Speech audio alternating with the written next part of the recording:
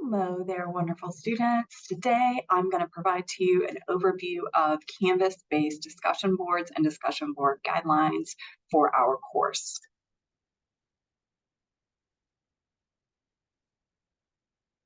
In this course, we will have one or more Canvas-based discussions. I find discussion boards to be an important part of online asynchronous courses because they allow us a chance to engage with each other. You will note that throughout our course design, this is only one of several ways that we engage with each other in collaborative meaning making around course topics and course readings. I find that it's important, as with all of your assignments in the course, that you have clear guidelines on expectations of how to complete the assignment or how to engage in the activity so that you get the most out of it and so that you're able to achieve the grade that you want for that assignment. So without further ado, here's a little bit about Canvas-based discussion boards in this course. Each week in which you have a Canvas-based discussion board, your initial post is going to be due by day 3 of that week by 11:59 p.m. That is the post in which you're going to be responding to the questions and the prompts in that discussion board post. You will then respond to 2 of your peers by day 7 or Sunday of that week by 11:59 p.m. Some key points that I want you to keep in mind about discussion boards include the fact that you should, to the best of your abilities, complete all of the readings and review all of the required course materials before you begin writing your discussion board post. It should be clear in your post that you have engaged with the assigned readings and course materials, making sure that you directly refer to those in your post.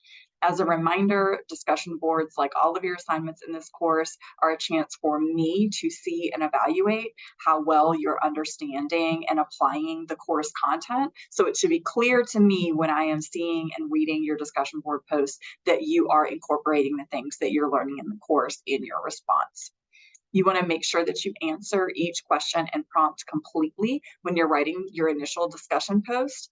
I should not have to stretch to try and figure out how your responses relate to those questions or prompts. That should be very clear. If it helps you to include the question or prompt within the structure of your initial discussion board post, you are welcome to do that. Next, please make sure, as I mentioned before, that you are backing up the ideas that you are including in your initial discussion board post with support from the course materials named explicitly. You're going to want to make sure that you directly reference the materials that I've included in the course. You're welcome to go outside of those course materials and do some research on your own if you feel that you want or need more information about a topic before you write about it. But again, making sure that you directly reference those materials by explicitly stating the connections. For example, you might say something to the effect of, in the PowerPoint from this week, we read about how concept XYZ concept was important to creating a positive learning environment. Again, this is so that you can clearly signal to me where you are finding and applying the information that we've included in the course in your response. You may or may not in your course have grouped responses, or you may just be part of a whole class discussion. If you're part of a whole class discussion and there are more than 10 to 20 people in your course, I do not expect that you're going to read every single post, but I do expect that you'll read a minimum of 10 posts, initial posts from other people in your classroom. After you've read those, you are expected to reply to a minimum of 2 of those posts in a manner that can lend further insight into a different perspective. Your grade is going to reflect the quality and quantity of your responses, which I'll go over when I get to the grading rubric. High quality responses are my apologies. High quality responses to your classmates are going to include at least one connection to your own work or learning and at least one question or wondering or challenge related to that original post. And if the assignment requires that you provide your classmates some feedback, that's required as well. But those first 2 points, a connection to your own learning or understanding or work, and a question or wonder or challenge. The second part of that is really important, and it's the piece that students often forget to include, but it's really important for creating an online community in which we're actually interacting with each other. It's all well and good to comment and connect to what other people are saying, and that's really important. But that second conversational move where you're raising a question about what they said, actually asking a question in response to what they've written, talking about something that it made you wonder about, or offering a challenge to an idea that they presented. Those are the conversational moves that create some momentum in our conversations and keep us moving forward and engaged with each other. You want to make sure that all of your original initial posts and replies are relevant and contain substance. You want to avoid posts that are simply agreeing, disagreeing, or complimenting each other. Although you certainly can compliment each other, but it should not be the substance of your post. Remember that everyone is here to learn. I welcome you and even encourage you to disagree with each other, but make sure that you're engaging in that disagreement with productive dialogue and ideas and keeping those responses constructive. You need to cite all your work in APA and format it in APA, including in-text citations for things that you're citing. I encourage you with the short length that these responses are intended to be, not to include direct quotations unless you absolutely have to. If it's absolutely necessary for you to include a direct quotation, make sure that you are putting that in quotation marks and citing it properly. Again, for the short length that these assignments are, it is almost always better for you to be summarizing and incorporating ideas, again, cited properly when you need to attribute them, but not letting direct quotations make up a significant part of what you've written. Finally, make sure that you post your initial posts and replies on time. That's really important in a classroom community because it allows your peers enough time to read, process, and respond to your work. There is a detailed discussion board rubric that you have available to you that I'm going to review briefly right now. The first row of evaluation in the rubric is for your initial discussion post.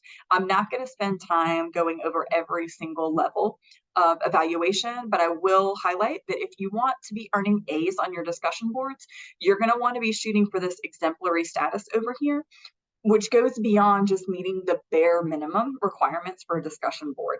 If you're meeting the bare minimum requirements for the discussion board, you're going to be in this accomplished category, which is going to be earning you a B. And if that's the grade that you're happy with, by all means, you should be shooting for that. But if you want an A, which many of my students do, I want you to focus on this exemplary category. So exemplary initial posts are going to include original thought, substantial depth, and they're going to be relevant to the topic. Your viewpoint's going to show strong logical thinking, reasoning, and analysis, including evidence and examples, and construction of new insight is going to be evident. For completeness, you are going to directly and comprehensively respond to all questions and prompts. Again, it's not going to be the bare minimum that you just address them all. You're going to address them directly and comprehensively. Your connections to course materials are going to be multiple, strong, and direct.